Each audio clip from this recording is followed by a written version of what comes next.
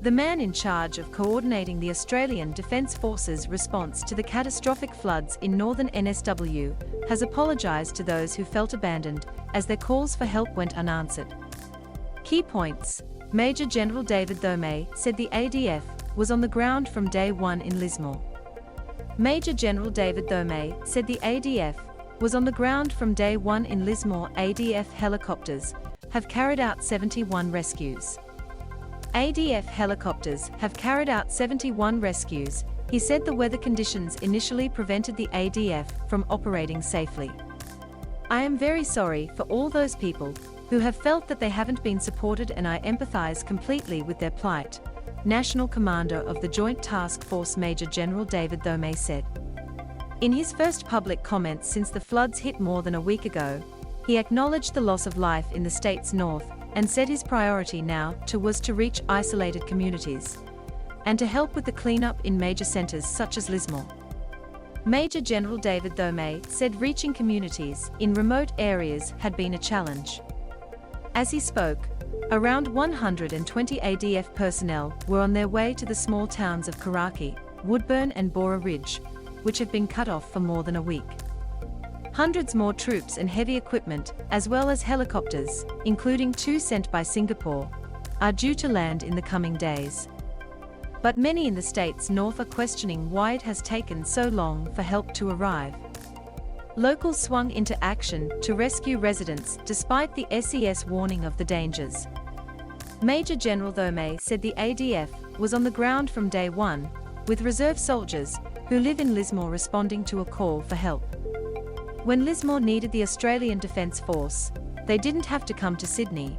They went to their local reserve unit, and 41st Battalion immediately supported that local community, he said. As the flood emergency shifted from southeast Queensland to northern New South Wales, 4 ADF helicopters that had been flying rescue missions in Queensland's floods were moved south.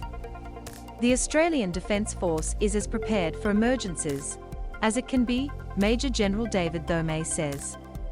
In the coming week, they would carry out 71 rescues, plucking more than 100 people to safety. What I can say is, from an ADF perspective, we have thrown the resources we had available immediately to respond, and that has saved lives, Major General Tomei said. But at the height of the flood emergency, as hundreds of people were stranded on rooftops calling for help, the weather conditions were judged to be too dangerous for the aircraft to take to the skies. From his headquarters in Randwick in Sydney, the National Commander of the ADF Task Force defended the decision. The scale of devastation is extraordinary in that area. We had been operating within the weather conditions that allow us to safely operate, Major General Tomei said. I think we have done all that we can within the conditions we have been faced with, so as conditions have improved, we have. And it's great to see other community members supporting their community. It's not just an ADF response, it's a local government, it's local emergency services, who have worked very hard over the last weeks. M to mute, left and right arrows to seek, up and down arrows for volume. Watch 51 seconds 51 s. A woman is winched to safety by an Army helicopter crew near Woodburn in northern NSW. At around the same time as the ADF grounded its helicopters, the SES in Lismore suspended rescue operations by boat, declaring the floodwaters too hazardous to risk the lives of its volunteers. Residents whose desperate calls to 000 were going unheeded soon realized they were on their own. Their only hope of being rescued lay with their neighbors, some of whom set out in tinnies and kayaks, ferrying dozens to safety throughout the night. M to mute, left and right arrows to seek, up and down arrows for volume. Watch 33 seconds 33 s. A man and his dog were trapped on their roof near Woodburn in northern NSW. Major General Tomei said there were lessons to be learned from the traumatic stories emerging from Lismore. I think that's something for us to look at afterwards, to see what we could do better, he said.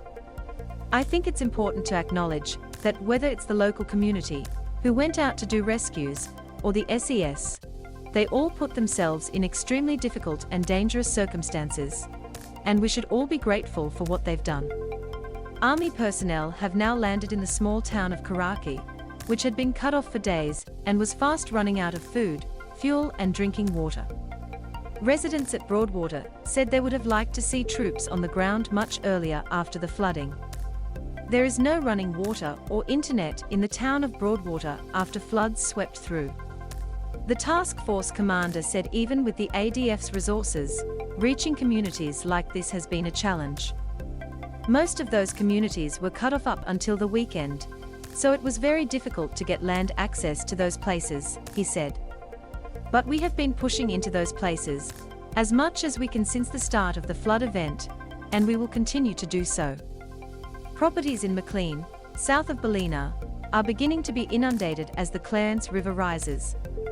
With the ADF increasingly being called on to respond to floods, bushfires, and even the COVID-19 pandemic, Major General Tomei is confident it is as prepared as it can be. Our Corps SS provide a level of training that allows us to respond to domestic circumstances.